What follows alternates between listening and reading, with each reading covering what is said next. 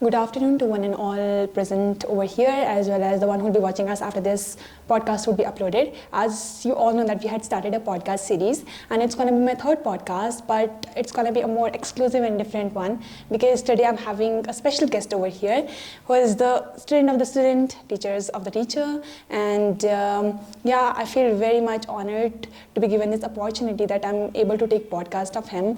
So I'm having Mr. Satyan sir today over here with me. Sir, first of all, thank you for giving me this opportunity that I'm able to take your podcast. So, sir, first of all, I just only want you to give your introduction because I just ask each and everyone to give their introduction first because it's my podcast, so I'm just asking you. Okay, Srishti, my name is Satyan. I am a sanitation worker. You can call me Swachhtagrahi, social worker, but I would love to be called sanitation worker. Sir, if you were given the task to call yourself by one name, so would it be sanitation worker or something else? Of course, Satyan would be better because Satyan would be better. So, sir, why Satyan only? Because Satyan means the one who is treading the path of truth. Satyayan means gati, like सत्य की जो गति से चलता है, सत्य का जो राही है वो सत्यन है. तो सत्य की राह पे चलते चलते स्वच्छता आ जाती है. स्वच्छता तो एक पड़ाव है या कह लीजिए कि मार्ग में चलने का साधन है. इसीलिए मैं कहूँगा कि सत्यन बेहतर है. सत्यन मतलब जो एक सत्य की राह की राही है. So according to you, like according to your viewpoint of view, what do you understand by truth? The definition of truth varies from person to person. जब सत्य की बात आती है तो मुझे लगता है कि हर व्यक्ति का अपना निजी सत्य है. हर मनुष्य का अपना निजी सत्य है. वह सांसारिक भी हो सकता है, वह शारीरिक भी हो सकता है, वह सामाजिक भी हो सकता है, वह आर्थिक भी हो सकता है, वह व्यवहारिक भी हो सकता है, वह वैचारिक भी हो सकता है. लेकिन एक सत्य परम सत्य है जो इन शरीर, विचार, व्यवहार, संसार से परे है, जो सबके लिए एक समान है. वह सत्य बिल्कुल इसी प्रकार से जैसे हवा सबके लिए एक समान, सूर्य सबके लिए एक समान. अगर सूर्य देव प्रकाश नहीं करते, सबके लिए प्रकाश नहीं देते तो जीवन असंभव हो जाएगा. एक सत्य ऐसा है कि जो सबके लिए एक समान है. एक सत्य ऐसा है कि जिसके लिए मेरा सत्य मेरे पास है, आपका सत्य आपके पास है. तो यह यात्रा है से यात्रा होने की यात्रा है. जैसे मैं सत्य हूँ सृष्टि, आप भी सत्य है, चेतन भी सत्य है, सत्यन भी सत्य है, राहुल भी सत्य है, लेकिन हमें होना है. तो यह सत्य की यात्रा है से शुरू होती है और होने तक चलती है.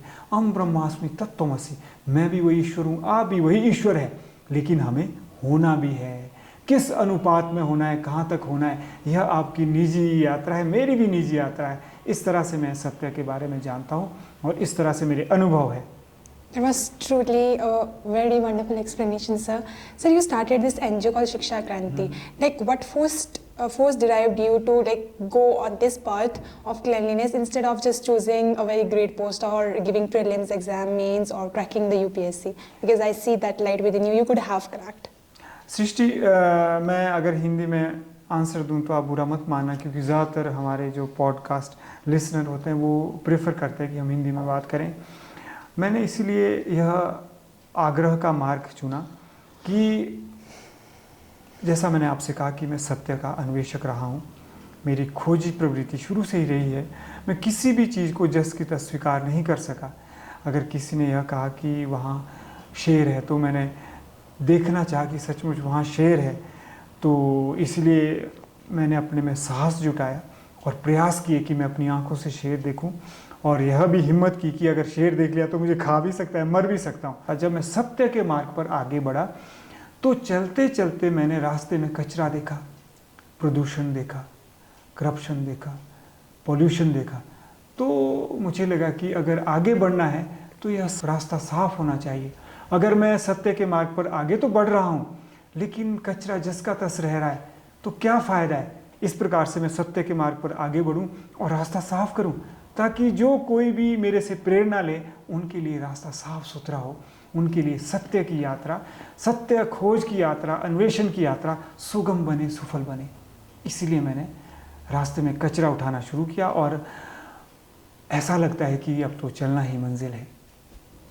तो सर बाय द टाइम जब मैं यहाँ इस इंस्टीट्यूट में मैंने ज्वाइन ही किया था, तो आप एक वर्ड पे बहुत स्ट्रेस देते थे, अभी भी देते हैं, that self realisation, self consciousness. So we all have different meaning because ideas and opinions differ from person to person. So एक ऐसी चीज़ सर मैं चाहती हूँ कि आप बोलो जो लाइक यूनिवर्सली वो मतलब सेम ही ओपिनियन हो सबका, like on the basis of this self realisation. Self realization पे अगर आधारित कुछ मुझे ऐसा कहना है जिसमें यूनिवर्सल अपील है, जैसा आप कह रही हैं, जो यानी जिसमें वैश्विक मूल्य है, तो मैं सृष्टि यही कहूँगा, एकता का मूल्य कहूँगा। क्योंकि जब मनुष्य सत्य के जितना नज़दीक होता है उतने ही उसके दूसरे से जो मतभेद होते हैं वो कम होते हैं। मान लीजिए यहाँ पे यह सत्य है और आप भी अन्वेषक है, मैं भी अन्वेषक हूँ, मैं भी सत्य का राही हूँ, आप भी सत्य के राही हैं। जितने हम दूर हैं ना, तो आप बताओ, आप वहाँ हैं, मैं यहाँ हूँ, तो आप बताओ सत्य से हम दूर हैं तो एक दूसरे से हम दूर है कि करीब है? दूर होंगे। यानी हमारे विचार भिन्न होंगे, मत भिन्न होगा। जैसे जैसे आपने सत्य की ओर चलना शुरू किया और मैंने भी सत्य की ओर चलना शुरू किया, तो हम सत्य के भी नज़दीक पहुंचते जा रहे हैं और हमारे बीच की जो दूरी है, वैचारिक दूरी है, वो भी कम हो रही है या ज़्यादा हो रही है? कम हो रही है। और जब हम सत्य के नज़दीक पहुंच गए तो हमारे बीच की जो दूरी है, वैचारिक दूरी है, वो तो बिल्कुल कम होती रहेगी। अगर हमें सत्य के बिल्कुल हम नज़दीक पहुंच गए तो हमारे में एकता का मूल्य पैदा होगा। अर्थात सत्य के ऊपर किसी का एकाधिकार नहीं हो सकता, हमारा सत्य से एकाकार हो जाएगा। फिर हम मतभेद नहीं होगा हमारे बीच, ना वैचारिक भेद होगा, ना व्यवहारिक भेद होगा। फिर हमारे भीतर अभेद का मूल्य उत्पन्न हो जाएगा। तो यह मुझे ऐसे लगता है कि यह यूनिवर्सल सच्चाई है, क्योंकि यह मेरी अंतरात्मा कहती है। और इस अंतरात्मा की पुष्टि के लिए मैं अपने शास्त्रों पर भरोसा करता हूँ।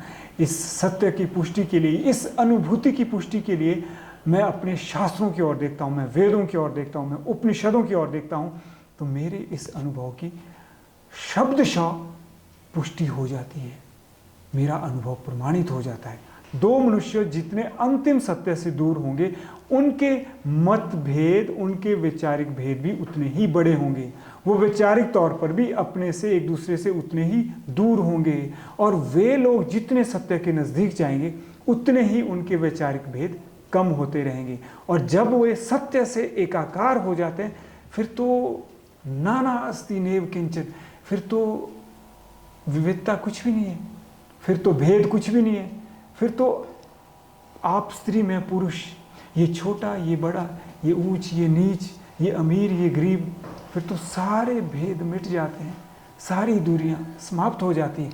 मुझे ऐसा लगता है सृष्टि की यह बिल्कुल यूनिवर्सल ट्रूथ है और यूनिवर्सल वैल्यू, ऐसी मेरी अंतरात्मा कहती है और ऐसे वेद उपनिषद हमारे शास्त्र भी कहते हैं। तो सर जैसे कि आपने बोला कि एक यूनिवर्सल अपील कैसे कर सकते हैं हम ऑन द सेल्फ रियलाइजेशन के बेसिस पे, तो आपने जिस तरह से बोला कि जितने हमारे वैचारिक जो भी विचार है वो हम दूर होंगे, उतने हमारे आइडियाज़ भी डिफर करेंगे।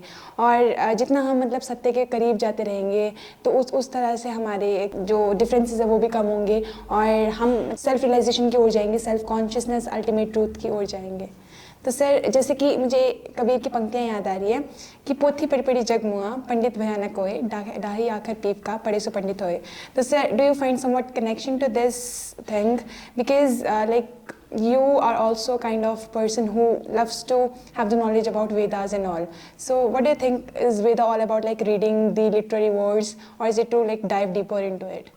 देखिए सृष्टि में कहना चाहूँगा कि बेशक कबीर साहब ऐसा कह रहे हैं कि पोती पोती जग मुआ, पंडित भयानक कोई, जो ढाई आखर प्रेम का पढ़े सो पंडित होए। बेशक कबीर साहब ऐसा कह रहे हैं, लेकिन यह भी सही है कि जो हमारे ग्रंथ हैं, जो हमारे पंथ हैं, उनका अपना ही महत्व है, क्योंकि उनमें भी प्रेम तत्व है, उनमें भी परम तत्व है। तो मेरा यह मानना है कि जो ज्ञान हमारे भीतर प्रकट होना चाहिए, उस ज्ञान की बाहर से पूर्ति नहीं की जा सकती। लेकिन उस ज्ञान की बाहर से पुष्टि जरूर की जा सकती है। अब जैसे थोड़ी देर पहले मैंने आपसे कहा कि यूनिवर्सल वैल्यू की मैंने आपसे बात कही कि मेरे भीतर एक ऐसी भावना और ऐसा भाव, ऐसा विचार प्रकट हुआ, तो उसके बाद मैंने उसकी पुष्टि के लिए वेदों की ओर देखा, शास्त्रों की ओर देखा। तो कबीर अपनी जगह सही है कि पंडित भयाना कोई, पंडित होता है या नहीं होता वो कबीर के अपने विचार हैं। लेकिन मुझे ऐसा लगता है कि जो पंथ और ग्रंथ है इनका अपना महत्व है, इनमें भी परम तत्व है। न ग्रंथ में बंध न पंथ में अंध, हर्ज है, न ग्रंथ में बंध न पंथ में अंध, प्रेम पंख पंछी उड़, ज्ञान गगन में मुक्त स्वच्छंद। पंथ और ग्रंथ को कर प्रणाम, क्योंकि पंथ ग्रंथ का अपना महत्व है, इनमें भी परम तत्व है। तो वो तो सृष्टि, वो परम तत्व तो हर जगह है। तो इसीलिए अगर पंडित नहीं बन पा रहे तो पंडितों को देखना चाहिए कि क्यों नहीं वो ग्रंथ पढ़ के पंडित बन पा रहे, बनना चाहिए। तो मुझे ऐसा लगता है सृष्टि की जो वेद वाणी है, जो कबीर है, उनमें कोई भेद नहीं है। अगर भेद है तो हमारी दृष्टि में वो एक ही है, चाहे वो संत रविदास हो, चाहे संत कबीर हो, या फिर कोई भी निर्गुण के उपासक हो, निर्गुण ईश्वर के उपासक हो, निराकार ईश्वर के उपासक हो, उनमें और जो साकार ईश्वर के पुजारी है उनमें कोई भेद नहीं है। भेद है तो हमारी दृष्टि में है, क्योंकि हम सत्य को नहीं देख पा रहे। यथार्थ में अलग अलग है, आदर्श में एक ही है, ऐसा मेरा मानना है सृष्टि। So sir, as you consider yourself like a cleanliness worker, you are a great teacher, as well as you are a philosopher and you are a great poet. So those who don't know, let me tell you that sir like has written lots of poetries, and उसमें से एक pottery आपकी ये है कि जो आंखें देख ना सकी वो भी देखा है हमने, जो कान सुन ना सके वो भी सुना है हमने, जो देखा है और सुना है उसे कहने की हसरत है, यूं ही नहीं शब्दों की दिमागी कसरत है। So sir, what do you mean by this? जो आंखें देख ना सके और कान सुन ना सके वो देखा और सुना है हमने। जो देखा और सुना हमने ध्यान से। फिर आप पूछेंगे कि जो आंखें देख ना सके वो कैसे आपने देखा है, जो कान सुन नहीं सकते आपने कैसे सुना है? तो हम कहेंगे सृष्टि वो हमने ध्यान से देखा है और ध्यान से सुना है। अगर आप ध्यान से देखेंगे, ध्यान से सुनेंगे, तो जो कान नहीं सुन सकते वो सुन जाए, जो आंखें नहीं देख सकती वो देख जाए। जो आंखें देख ना सके, कान सुन ना सके, वो देखा और सुना है हमने। और जो दिखाई दिया, जो सुनाई दिया, उसको शब्दों में बुना है हमने और उसको कर्मों में ढालना चुना है हमने। और हम इसको कर्मों में ढाल रहे हैं। इसीलिए हमने ना सिर्फ अलंकारों के बल्कि संस्कारों के कवि बनना भी चुना है हमने। हम जो है सिर्फ अलंकारों के कवि नहीं बनना चाहते, संस्कारों के कवि बनना चाहते। तो जब कवि पूरी दुनिया में अलंकारों के होते हैं, लेकिन मुझे ऐसा लगता है कि भारत में कवि सिर्फ अलंकारों के नहीं होते, संस्कारों के भी होते, कर्म के भी कवि होते। तो हमने सिर्फ अलंकारों के कवि ही बनना नहीं चुना है, बल्कि हमने संस्कारों के कवि बनना भी चुना है। तो मैं यही कहूँगा कि जो आंखें देख ना सके वो देखा है हमने, जो कान सुन ना सके वो सुना है हमने, जो ध्यान से देखा और जो ध्यान से सुना है हमने, उसे अपने शब्दों में कहने की हसरत है हमारी। यूं ही नहीं हर रोज शब्दों की दिमागी कसरत है हमारी। माना हकीकतें दिले सत्यन शब्दों में बयां नहीं की जा सकती, मगर कोशिशें बयां से भी तो ना नहीं की जा सकती, मगर कोशिशें बयां से भी तो ना नहीं की जा सकती। कुछ चीज़ें ऐसी होती हैं जब हमारे सरल शब्द उन चीज़ों को व्यक्त ना कर सके सृष्टि, तो हमें फिगर्स ऑफ स्पीच, अलंकारों की ज़रूरत पड़ती है। तो जब कवि पूरी दुनिया में अलंकारों के होते हैं, लेकिन मुझे ऐसा लगता है कि भारत में कवि सिर्फ अलंकारों के नहीं होते, संस्कारों के भी होते, कर्म के भी कवि होते। तो हमने सिर्फ अलंकारों के कवि ही बनना नहीं चुना है, बल्कि हमने संस्कारों के कवि बनना भी चुना है। तो मैं यही कहूँगा कि जो आंखें देख ना सके वो देखा है हमने, जो कान सुन ना सके वो सुना है हमने, जो ध्यान से देखा और सुना है हमने, वो शब्दों में बुना है हमने और उसे कर्मों में ढाला है हमने। इसीलिए तो हम कहते हैं कि हमने सिर्फ ना केवल अलंकारों के बल्कि संस्कारों के कवि बनना चुना है हमने। So, sir, it was a very great podcast with you. You shared so many insights and you just answered each and every question of mine. So, sir, at last, I just only want you to just give some message to our audience. So, मैं यही संदेश देना चाहूँगा कि यह जीवन एक नाटक की तरह है। अगर सचमुच अगर हम इस जीवन को एक नाटक की तरह लेंगे तो जो हमारा किरदार है ना इस जीवन में, हम बड़ी बखूबी निभाएंगे, सुंदरता से निभाएंगे और आनंद भी आएगा, कला भी होगी। तो आप इस जीवन में ज़्यादा सीरियस होने की ज़रूरत नहीं है। चीज़ों को सीरियसली ले, सीरियस ना हो। हमने कब कहा कि हम यहाँ परमावश्यक है?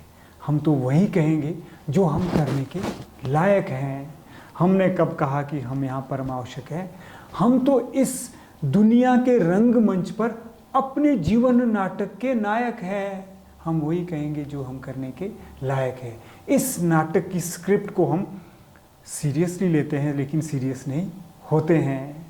यानी जीवन एक युद्ध है कि नहीं है, संघर्ष से भरा है। तो जीवन के इस युद्ध क्षेत्र में किरदार हम रणबांकुरे का निभाते हैं। रणबांकुरे मतलब वीर का निभाते हैं, लेकिन इस धरती को, इस भूमि को रणभूमि नहीं रंगभूमि ही बनाते हैं। तो ये रंगमंच है, रंगभूमि की तरह। इसमें अगर कोई युद्ध भी करना पड़े तो युद्ध भी आपने कैसे करना है? हंसते हंसते करना है। मैं यही संदेश देना चाहूँगा कि चीज़ों को सीरियसली लेता हूँ, सीरियस नहीं होता हूँ, जीवन को मज़े से जीता हूँ। नहीं सत्यन इस जहां में कोई कुछ ऐसा जिसके लिए सीरियस हुआ जाए। ध्यान से सुनना, सृष्टि अगर है तो आपने जरूर बताना मुझे, कुत्ता भी नहीं हो सकता आपके लिए। नहीं इस जहां में कोई कुछ ऐसा जिसके लिए सीरियस हुआ जाए। नहीं सत्यन इस जहां में कोई कुछ ऐसा जिसको सीरियसली ना लिया जाए। चीज़ों को सीरियसली लेता हूँ, सीरियस नहीं होता हूँ, जीवन को मज़े से जीता हूँ। इसलिए सृष्टि, चाहे आपने कुत्ते से प्यार करना है, चाहे आपने किसी इंसान से प्यार करना है, ज़रूर प्यार करो, लेकिन इतना प्यार नहीं करना है कि स्वयं से दूर चले जाओ। स्वयं से प्यार करना है और सीरियस इतना नहीं होना है कि सीरियस ही हो गए और पंखे से लटक गए या फिर नशा करने चले गए। यही मैं कहना चाहूँगा। So, indeed, it was a wonderful podcast. I got to learn so many things, and I would definitely imbibe all the things that you said. And I hope that our audience would have also got some inspiration. And that was all. Thank you. Jai Hind, Jai Bharat, Jai Vishnu.